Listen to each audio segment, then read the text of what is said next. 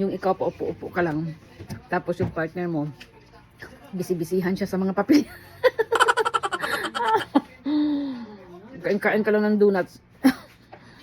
Kasi bisi-bisihan sa papel. Bisi-bisihan sa mga papeles. Diba? Tapos ikaw ay kain-kain lang ng ano. Ay ko lumabas yung oh, diba? Hindi lahat ng pangasawa ng musi-musi ay maswerte sa buhay. Ako kahit walang pera, maswerte na ako nito. Kahit wala tong pera, basta may barya, okay na sana.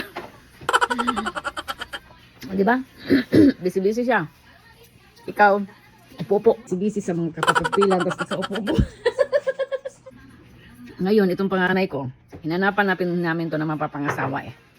Ang sabi sa akin hapon, dapat daw katulad ng karakter ko. Ay, kadikit yung donut, day. Sorry naman, day. Ay, sayang naman kain.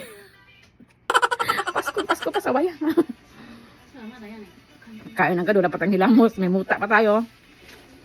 Wala pa lang toothbrush. Bakit, day? Bye-bye.